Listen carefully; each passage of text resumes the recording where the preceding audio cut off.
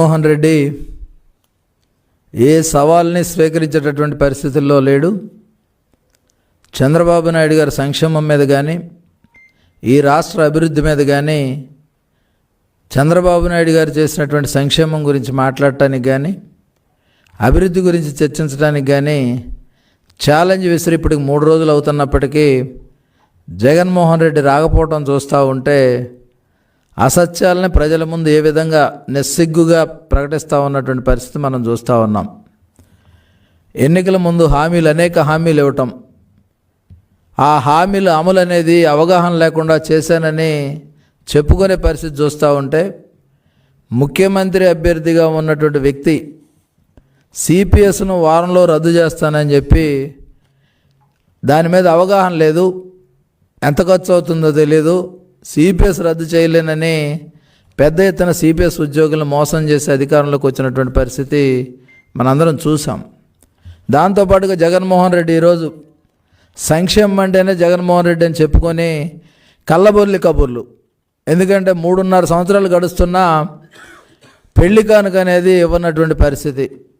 ఈ 5 సంవత్సరాల్లో జగన్మోహన్ రెడ్డి కేవలం ఇస్తే ఒక 5-6 వేల మందికి కన్నా ఎక్కువ ఇచ్చుంటాడు, లేకపోతే ఇంకొక 20,000 మందికి 10,000 మందికి ఇచ్చుంటాడు తప్ప పెళ్ళైన ప్రతి పేద కుటుంబంలో ఉన్నటువంటి వ్యక్తికి పెళ్లి కానుక ఇవ్వలేదనేది సత్యం.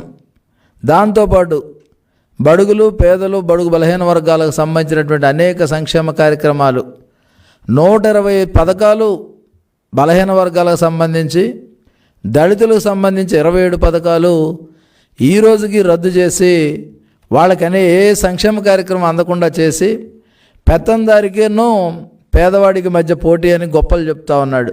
ఈ సందర్భంగా ఒకటే అడుగుతా ఉన్నా, జగన్మోహన్ రెడ్డి ఎవరు పెత్తందారి, ఎవరు పేద? ఎందుకంటే 2004లో అఫిడవిట్లో, వాళ్ళ నాన్నగారు అఫిడవిట్లో ఆస్తి 1,60,000 సుమారుగా చూపించినటువంటి పరిస్థితి నుంచి ఈరోజు ఇద్దరి కోసమే, ఆయనకి 2 బిడ్డలు, భార్య, భర్త, మొత్తం 4 కోసం ఎలాంటి రాజమహల్ నిర్మించాడు అనేది ఒకసారి చూస్తే, బెంగళూరు ప్యాలెస్ 60 గదులు, 23 ఎకరాలు. జూమ్ చేయను, ఇది కూడా బెంగళూరు ప్యాలెస్ పరిస్థితి అది. జూబ్లీ హిల్స్లో ఉన్న లోటస్ పాండ్, అదేవిధంగా తాడేపల్లి ప్యాలెస్. ఉండే మనుషులు ఎంతమంది? 2 కూతుళ్ళు, వాళ్ళు కూడా లండన్లో ఉంటారు, ఇక్కడ ఉండరు. జగన్మోహన్ రెడ్డి గారు, భారతిరెడ్డి గారు తప్ప ఈ 3 ఏళ్లలో ఎప్పుడు కూడా వేరే వాళ్ళు ఉన్నటువంటి పరిస్థితి లేదు. ఇది జగన్మోహన్ రెడ్డి పేదవాడు అనడానికి ఒక చిన్న ఉదాహరణ. ఎందుకంటే 23 ఎకరాలు 60 గదులతో నిర్మాణం జరిగినటువంటి పరిస్థితి. అదేవిధంగా పులివెందుల్లో నేరాలకు అడ్డాగా ఉన్న ఒక నిలయం ఉంది, ఆయన ఇల్లు. ఎందుకంటే ఎవరైనా సరే తనకు అడ్డం తిరిగిన వాళ్ళని కానీ, తనకు ఎదిరించిన వాళ్ళని కానీ తీసుకొచ్చి శిక్షించేటటువంటి పులివెందుల్లో నేరాల నిలయం ఇది. అదేవిధంగా 600 ఎకరాల్లో ఇడుపులపాయ ఫామ్ హౌస్. దాంతోపాటుగా కడపలో వైఎస్ జగన్మోహన్ రెడ్డి గారి విలాసవంతమైనటువంటి భవనం. వాళ్ళు ఉండే మనుషులు ఎంతమంది? ఇప్పుడు నేను చూపించిన ఈ మూడు 6. ఈ 6 కాకుండా ఇంకా ఉన్నాయి. 500 కోట్ల రూపాయలతో ప్రభుత్వ ధనాన్ని ఖర్చు చేసి రాజమహల్ తలపించే విధంగా 33 ఏళ్ల బినామీ లీజుతో కొట్టేసిన కుట్ర ఏదైతే వైజాగ్లో ఉందో అది ఇది. తర్వాత లండన్లో ఇక్కడ ఆడుకుంటున్నాడు జగన్మోహన్ రెడ్డి ప్యాలెస్ ఇది. లండన్లో కూడా హ్యాపీగా విలాసవంతమైన జీవితం గడపడానికి, తన బిడ్డలు అక్కడ బతకడానికి, ఇక్కడ అంతా కూడా తట్టబుట్ట సర్దుకొని అవసరమైతే వెళ్తే అక్కడ హ్యాపీగా ఉండటానికి అక్కడ ఉన్నటువంటి పరిస్థితి. తర్వాత ఇక చూస్తే భారతీ సిమెంట్స్, ఇది కూడా జనం సొమ్ముతో కట్టుకున్నదే. ఎందుకంటే 1,60,000 2004లో ఉన్నటువంటి వ్యక్తి ఈరోజు ఇన్ని లక్షల కోట్ల రూపాయలకి ఏ విధంగా వెళ్ళాడనేదే $1 మిలియన్ ప్రశ్న. ఇక అవినీతి పత్రిక ఉంది ఒకటి, ఆ పత్రిక ఎక్కడ పడితే అక్కడ బిల్డింగుల నిర్మాణం ఎక్కడి నుంచి వచ్చాయి? ఇదంతా కూడా క్విడ్ ప్రోకో తప్ప జగన్మోహన్ రెడ్డి చుక్క చెమట చిందించి సాధించింది ఏదీ లేదు. ఇక దాంతోపాటుగా చూస్తే బెంగళూరులో మంత్రి డెవలపర్స్ నుంచి 600 కోట్లు పొందిన షాపింగ్ కాంప్లెక్స్. ఈ షాపింగ్ కాంప్లెక్స్ కూడా జగన్మోహన్ రెడ్డి గారిదే. బంజారా హిల్స్లో ఉన్న మరో 100 కోట్ల భవంతి ఇది. దాంతోపాటుగా సండూర్ పవర్ ప్లాంటు, 1500 ఎకరాల్లో సరస్వతి పవరు, దాంతోపాటు అవి చాలదన్నట్టుగా జంకా వెంకట నరసయ్య అని మీ అందరికీ గుర్తుండి ఉండాలి. ఆయన చంపి తగలబెట్టి స్వాధీనం చేసుకున్నటువంటి గనులు. అదేవిధంగా పెనగలూరులో 600 ఎకరాల టేక్ ప్లాంటేషను పేదల కోసం చంద్రబాబు నాయుడు గారు టిడ్కోయిలు నిర్మిస్తే సెంటు పట్టాలో జగన్మోహన్ రెడ్డి ఆవు భూముల్ని, అదేవిధంగా ఎస్ఐన్ ల్యాండ్స్ని, దాంతోపాటుగా రోడ్లు ఎక్కడన్నా ఎంక్రోచ్ అయ్యి క్లోజ్ అయిపోయినటువంటి దగ్గర పేదలకు పంచినటువంటి పరిస్థితి చూస్తుంటే పేదల పక్షపాత ఎవరు, పేదలు ఉన్నతంగా ఏదైతే పూర్ టు రిచ్ అనేది ఏ విధంగా చేయాలని చంద్రబాబు నాయుడు గారు, ఎందుకంటే చంద్రబాబు నాయుడు గారు చేసింది చెప్పుకోకపోవటం వల్ల ఈరోజు చాలామందికి తెలియట్లే. ఆ రోజు ఉమ్మడి ఆంధ్రప్రదేశ్లో మలుపు అని ఒక పథకం తీసుకొచ్చారు. ఆ మలుపు ద్వారా ఈ ఉభయ రాష్ట్రాల్లో ఉన్నటువంటి మాదిగ కమ్యూనిటీ ఎక్కడైతే ఉందో ఆ కమ్యూనిటీకి భూమి కొనుగోలు పథకం, గేదెలు, అదేవిధంగా ఆ వ్యవసాయం చేసుకునేటటువంటి వ్యవసాయ పనిముట్లు, దాంతోపాటుగా కోబ్లర్ కిట్స్, చర్మకారులకు సంబంధించి లెదర్ ఇండస్ట్రీస్ డెవలప్మెంట్ కార్పొరేషన్ ద్వారా మాదిగ యువత ఉపాధికి ఏ విధంగా ఆయన చేయాలనేది ఆ రోజు ఆయన చేసినటువంటి పరిస్థితి మన అందరం కూడా ఒకసారి గుర్తు తెచ్చుకోవాలి. దాంతోపాటు ముందడుగు పథకం పెట్టారు. ఆ రోజు ఏవిఎస్ రెడ్డి గారని ఒక కలెక్టర్ గారు ఉండేవాళ్ళు. ఆయనతో మోడల్గా కృష్ణా జిల్లాలో జగ్గేపేట దగ్గర ఒకటి, అదేవిధంగా రెడ్డిగూడెం దగ్గర ఒకటి, దాంతోపాటు అనేక చోట్ల ఒక పైలట్ ప్రాజెక్ట్ చేసి ప్రతి దళితుడికి కానీ పేదవాడికి కానీ 2 ఎకరాల భూమి ఇస్తే ఆ భూమిలో 2 గేదెలు పెట్టుకొని పాడి పంట ద్వారా ఆ కుటుంబ ఆర్థిక స్వావలంబన అనేది చేసుకోవచ్చని ఆ రోజు చంద్రబాబు నాయుడు గారు నిరూపించినటువంటి పరిస్థితి. ఏనేం చేస్తా ఉన్నాడు, ఈరోజు వాహన మిత్ర పేరు మీద 10,000 ఇస్తా ఉన్నాడు. పెరిగిన డీజిల్ రేట్లు ఎంత, పోయిన రోడ్ల పరిస్థితి ఏంటి, డ్యామేజ్ పరిస్థితి ఏంటి, ఇవన్నీ ఆలోచిస్తే వాహన మిత్ర వల్ల ఎవరికి ప్రయోజనం జరిగిందనేది మనందరం కూడా ఆలోచన చేయాలి. దాంతోపాటుగా అమ్మఒడి పేరు మీద భారతిరెడ్డి గారు ఆ రోజు వచ్చేసి అమ్మ మీకు 2 పిల్లలు ఉంటే 2కి ఇస్తాం, 3 ఉంటే 3కి ఇస్తామని చెప్పినటువంటి సందర్భం నుంచి 15,000 రూపాయలు అమ్మఒడికి ఇస్తానని ఒక సంవత్సరం ఏమో 1,000 రూపాయలు ఏమో స్కూల్ టాయిలెట్స్ కానీ తీసుకున్నారు, ఇంకో సంవత్సరం ఇంకో మెయింటెనెన్స్ తీసుకొని ఒక బిడ్డకే కేవలం 13,000 రూపాయలు ఇచ్చేసి చేతులు దులుపుకున్నటువంటి పరిస్థితి చూస్తూ ఉన్నాం. ఇక పండగ కానుకలు మన అందరం గతంలో ఎంతో ప్రెస్టీజియస్గా క్రిస్మస్ కానుక కానీ అదేవిధంగా ఇతర కానుకలు కానీ పెద్ద ఎత్తున ఇస్తే సంక్రాంతి కానుక ఇవన్నీ కూడా ఇచ్చాం, వాటిని ఎక్కడా కూడా లేదు. ఇక అన్నిటికీ మించి ఇక ఉద్యోగ ఉపాధ్యాయ కార్మికులకైతే వాళ్ళ సంక్షేమాన్ని మర్చిపోయారు. ఎలక్ట్రికల్ డిపార్ట్మెంట్ అయితే స్టాగ్నేషన్లో పెట్టేశారు. వాళ్ళ పే ఫిక్సేషన్ అనేది స్టాగ్నేట్ అవుతుంది. అక్కడి నుంచి 1 రూపాయి కూడా భవిష్యత్తులో కూడా పెరిగే అవకాశం లేకుండా ట్రాన్స్కో వాళ్ళని కానీ లేకపోతే ఎలక్ట్రికల్ సిబ్బందిని కానీ ఈరోజు జగన్మోహన్ రెడ్డి చేసిన పని వల్ల ఎదుగు బొదుగు లేని జీవితానికి ట్రాన్స్కో కానీ ఎలక్ట్రిసిటీ డిపార్ట్మెంట్ కానీ బలైందనే విషయాన్ని ఒకటి సందర్భంగా చెప్తా ఉన్నా. దాంతోపాటుగా మొన్న అంటాడు ఒక కుర్చీ లేదు, ఒక ఆఫీసు లేదు, ఏమీ లేకుండా పిఆర్సీ కమిషన్ ఒకటి వేసి ఆ కమిషన్ చైర్మన్ పెడితే కమిషన్ చైర్మన్ పెట్టేటప్పుడు ఫార్మాలిటీస్ తెలియాలి.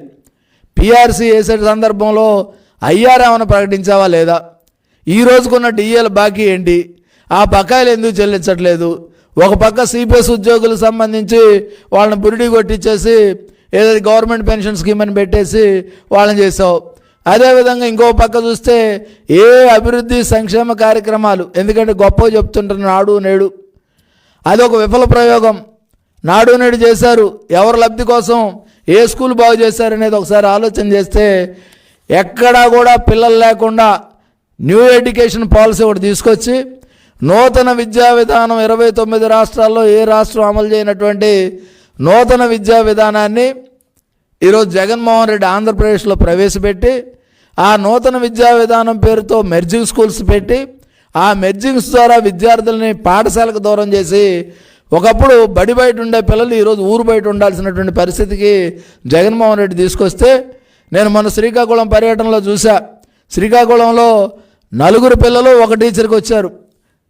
ఎందుకంటే 3వ తరగతి పైన అంతా కూడా మెర్జింగ్ చేస్తే కింద ఎవరు లేరు. నువ్వేదో గొప్పగా చెప్తా ఉన్నావు మీడియం అనేది, పేదవాడు ఇంగ్లీష్ మీడియంలో చదవాలన్నావు, నీకు ఇన్ఫ్రాస్ట్రక్చర్ ఉందా, డిజిటల్ క్లాస్ రూమ్స్ ఉన్నాయా, వర్చువల్ క్లాస్ రూమ్స్ ఉన్నాయా? ఏమున్నాయని పేదవాడికి ఇంగ్లీష్ మీడియం ఆంగ్ల మాధ్యమం అర్థమవుతుందో నాకు అర్థం కావట్లే. మేము స్వాగతిస్తూ ఉన్నాం. గతంలో మున్సిపల్ స్కూల్స్లో పైలట్గా పెట్టినటువంటి సందర్భం నారాయణ గారు మున్సిపల్ మినిస్టర్గా ఉన్నప్పుడు చేసిన సందర్భం ఉంది. ఆ రోజు వ్యతిరేకించిన నువ్వు ఈరోజు ఎటువంటి అనుకూల పరిస్థితులు లేకుండా తీవ్రమైన అననుకూలమైనటువంటి పరిస్థితుల్లో ఈరోజు నువ్వు ఏదైతే మీడియంస్ గురించి చెప్తా ఉన్నావు, బైలింగ్వల్ అంటే నీకు తెలియదు, డిజిటల్ క్లాస్ రూమ్ తెలియదు, వర్చువల్ క్లాస్ రూమ్స్ తెలియదు, పిల్లల పర్సంటేజ్ తెలియదు, ఉపాధ్యాయ విద్యార్థి నిష్పత్తి ఎంత ఉండాలో కూడా తెలియకుండా ఈరోజు జగన్మోహన్ రెడ్డి విద్యా వ్యవస్థను ప్రయోగశాల చేశాడని అనేక సార్లు చెప్తా ఉన్నాం.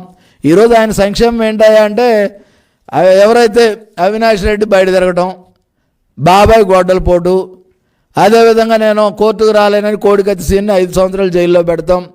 అదేవిధంగా నీ సంక్షేమం ఏంటాయంటే సుబ్రహ్మణ్యాన్ని చంపి డోర్ డెలివరీ చేసినడికి పోలీసులు సిగ్గు లేకుండా వెళ్ళి బొకేలు ఇవ్వటం. ఇది జగన్మోహన్ రెడ్డి సంక్షేమం. సంక్షేమం అంటే అది కాదు. ఆత్మగౌరవం నిలబెట్టడం కోసం భూమి కొనుగోలు పథకం సంక్షేమం. అదేవిధంగా దళిత బిడ్డలు ఏదైతే బెస్ట్ అవైలబుల్ స్కూల్స్లో చదవడం సంక్షేమం. అదేవిధంగా విదేశీ విద్యానిధి పేరుతో ఆ రోజు ఏర్పాటు చేసి పెద్ద ఎత్తున విద్యార్థుల్ని విదేశాలకు పంపించి చదివించింది, అది సంక్షేమం. దాంతోపాటు లెదర్ ఇండస్ట్రీ డెవలప్ కార్పొరేషన్ పెట్టి ఎవరైతే ప్రత్యేకంగా దళితులు ఉన్నారో వాళ్ళకి మేలు చేసింది సంక్షేమం. అంతే తప్ప డప్పు కళాకారులకు కానీ, చెప్పులు కుట్టే వాళ్ళకి కానీ, చర్మకారులకు కానీ ఒక్కళ్ళకు కూడా అదనంగా నువ్వు ఇచ్చింది లేదు. ఈరోజు పూర్తిగా వ్యవస్థలన్నిటిని కూడా నిర్వీర్యం చేశావు. దాంతోపాటు పెద్ద ఎత్తున చెప్తా ఉన్నావు ఏదైతే ఆరోగ్యశ్రీ అంత చేశారు 25 లక్షలు. ఏ హాస్పిటల్లో చేస్తున్నారో చెప్తే నేను కూడా వెళ్ళొస్తా. ఇప్పుడే నేను చెకప్కి వెళ్ళి 2-3 హాస్పిటల్లో మాట్లాడా.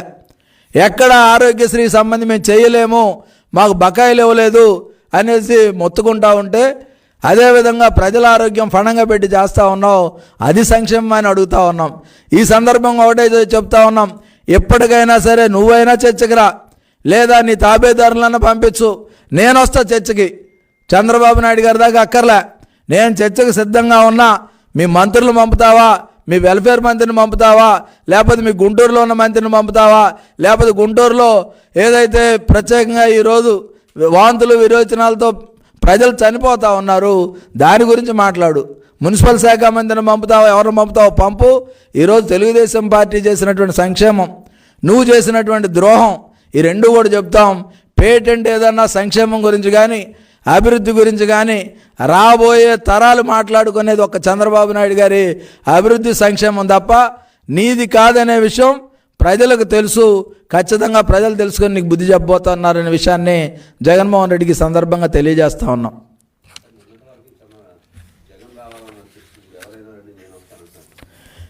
జగన్ రాడు అని తెలుసు కదా మనకి, ఎందుకంటే జగన్మోహన్ రెడ్డి నేను ఇందాక చూపించినటువంటి ఫోటోలో సమాధానం ఏం చెప్తాడు. జగన్మోహన్ రెడ్డి ఇలా 1,60,000 రూపాయల నుంచి ఇన్ని కోట్ల రూపాయలు ఎలా సంపాదించాడో దాని మీద వస్తే పర్వాలేదు. జగన్మోహన్ రెడ్డి ఇచ్చిన నవరత్నాలు నవమోసాలు అనే విషయం కూడా ఆయన మాట్లాడితే బాగుంది. ఈసారి ఇవ్వమనండి మేనిఫెస్టోలో. మద్యపాన నిషేధం, సంపూర్ణ మద్యపాన నిషేధం అనేది ఇప్పుడు లోగోలో కూడా కనపడిన పరిస్థితికి వచ్చినటువంటి పరిస్థితి. 3,000 రూపాయలు ఇస్తానని ఎప్పుడన్నా దశల వారీగా పెంచాడు తప్ప ఒకే దఫా ఇచ్చాడా? మొదట్లో చెప్పాడా ఎన్నికలప్పుడు? ఈరోజు జగన్మోహన్ రెడ్డి చర్చకి నేను సిద్ధమనేది ఎందుకంటే ఆయన ఎలాగూ రాడు. ఆయన రావాలంటే పరదాలు కట్టుకోవాలి, ఎవరు రాళ్ళు వేస్తారో తెలీదు, ఎవరు వచ్చేసి మీద పడతారో తెలీదు. మొన్న మీరు దెందులూరు సభలో చూసే ఉంటారు, నిరుద్యోగ యువత ఎక్కడ మీద పడిపోతారని భయం అవుతా ఉంది. జాబ్ క్యాలెండర్ చేశాడు, ఏ జాబ్ క్యాలెండర్ లేకుండా దాన్ని డూప్ క్యాలెండర్ చేశాడు. మెగా డిఎస్సీ దగా డిఎస్సీ అయింది. ఏ విషయంలో ఆయన సక్సెస్ అయ్యాడని బయటకు వచ్చి నాతో మాట్లాడతాడు? చంద్రబాబు నాయుడు గారు సవాల్ చేసి 3 రోజులు అవుతుంది, 3 రోజుల్లో నుంచి మొన్న ముసుగేసిన దానిలాగా ఇంట్లో కూర్చున్నటువంటి పరిస్థితి తప్ప బయటకు వచ్చి మాట్లాడింది లేదు. ఈ సందర్భంగా ప్రజలకు నిజాలు తెలియాలంటే వాళ్ళు చేసిన సంక్షేమం, తెలుగుదేశం పార్టీ చేసిన సంక్షేమం ప్రజావేదికల మీద చర్చించాలి. ఆ చర్చకి ఎవరు వస్తారో రమ్మంటున్నాం. ఏ స్థాయి అయినా పర్లేదు, సంక్షేమం గురించి మాట్లాడడానికి నేను సిద్ధంగా ఉన్నా. జగన్మోహన్ రెడ్డి సంక్షేమం గురించి మాట్లాడే ఇది ఆయనకి నాలెడ్జ్ కూడా లేదు. మేము సవాల్ చేసినప్పటికీ ఆ సవాల్ను స్వీకరించే పరిస్థితులు వాళ్ళు లేరు. ఈ సజ్జలకి గురించి మాట్లాడాలంటే చాలాసేపు మాట్లాడాలి. సజ్జలకు ఉన్న అర్హత ఏంటి? సజ్జలు ఎవరు అసలు? సజ్జల సలహాదారు దేని మీద సలహాలు ఇవ్వాలి? తెలుగుదేశం పార్టీ మీద విమర్శ చేయటందని అతను సలహాదారుడు కాదు కదా. పోనీ వైకాపాలో ఏమైనా ప్రధాన కార్యదర్శి లేకపోతే అధ్యక్షుడిగానో లేకపోతే ఇంకో దానిగా ఉండి సలహాదారుడు వదిలేసి ఇది చేస్తే బాగుంటుంది. సలహాకి డబ్బులు కావాలి, క్యాబినెట్ హోదా కావాలి, మమ్మల్ని తిట్టాలి. ప్రభుత్వానికి ఇచ్చినటువంటి మంచి సలహా ఏంటి? ఆవు భూములు కొనమనా? లేదంటే ఎకరాల భూముల్లో కొన్నటువంటి డబ్బులను తీసుకొచ్చి దాచుకోవటమా? ఈరోజు లేదు సోషల్ మీడియాలో తెలుగుదేశం పార్టీ వాళ్ళని బూతులు తిట్టించడమా? లేదు అసెంబ్లీలో ఏదైతే బిజినెస్ జరుగుతున్నప్పుడు అనవసరంగా లేని మహిళల గురించి అసభ్యంగా మాట్లాడించినటువంటి పరిస్థితి ఈరోజు చూస్తూ ఉన్నప్పుడు అసలు సజ్జలకున్న అర్హతలు ఏంటి? సజ్జలు ఎవరని అడుగుతా ఉన్నా. Who is Sajjala? అతను బినామీ, అతను సలహాలు ఇచ్చేసి జగన్ జడగొడుతున్నాడా? లేదు జగన్ ఇచ్చిన సలహాలని బయట వాళ్ళు చెప్తున్నాడా? ఈరోజు సీట్ల పంపకం కూడా సజ్జలు చేస్తూ ఉంటే పార్టీలో ఆయనకు ఉన్నటువంటి హోదా ఏంటో, లేకపోతే షాడో సీఎమ్మా, లేదంటే సకల శాఖల మంత్రా, లేదంటే ఆయన ఏ విధంగా సజ్జల నేను ఇది అని చెప్పగలడు? సజ్జల గురించి చెప్పమానండి. అర్హతల తర్వాత మాట్లాడదాం. సజ్జలకున్న అర్హత ఈ రాష్ట్రంలో దళితులు చంపిన వాళ్ళకి బొకేలు ఇప్పించడం సజ్జల అర్హత, శిరోమండనాలు చేపించిన వాళ్ళని కాపాడడం సజ్జల అర్హత, సజ్జల షాడో సీఎమ్మా, లేకపోతే సజ్జల ఈ రాష్ట్రాన్ని నడిపిస్తున్నాడా? అసలు సజ్జలకి అర్హత లేదు. సజ్జల బ్రోకర్ అతను. ఆ బ్రోకర్ గురించి మనం ఏం మాట్లాడతాం?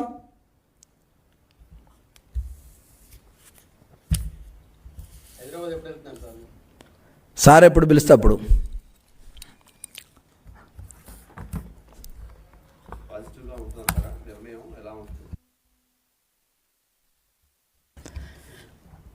ఆశించటం, ఆశపడటం ఇవన్నీ ఏది తప్పు కాదు. నిరాశ లేకుండా ఉంటే సరిపోద్ది.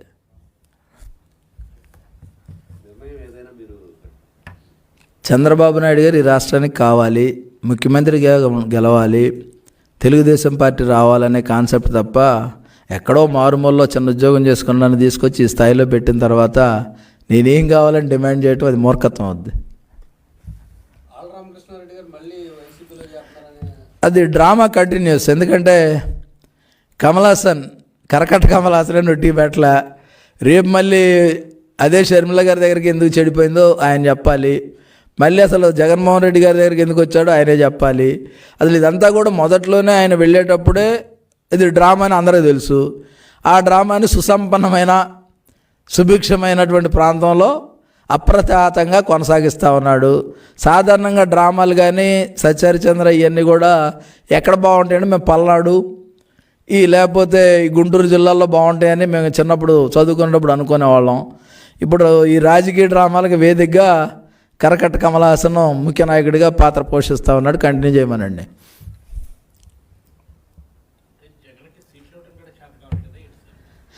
జగన్కి సీట్లు ఇవ్వడం చేత కాదనే కన్నా అతను కన్ఫ్యూజన్లో ఉన్నాడు. కన్ఫ్యూజన్లో ఉన్నవాడు ఎవరైనా సరే కన్ఫ్యూజ్ చేయాలి తప్ప క్లారిటీ అనేది ఇవ్వకూడదు అనేది అతని సూత్రం. అసలు ఇప్పుడు ఇచ్చిన వాళ్ళు కూడా గ్యారంటీ కాదు. మంగళగిరి కానీ లేకపోతే ఇంకోటి కానీ ఫైనలిస్ట్ ఇది కాదు, ఫైనలిస్ట్ ఇదే అని చెప్పమానండి. మొన్నటిదాకా నేను 175 అని సంకలు కొట్టాడు. అసలు 151 మంది గెలిచినోడికే సీట్లు వేయలేని పరిస్థితులు అతనుంటే అతనేం చేస్తాడు? ఈరోజు అతని మీద ఎక్కడా కూడా ఎవరెవరు పోటీ చేస్తారనే దానికి జగన్ దగ్గర కూడా క్లారిటీ లేదు.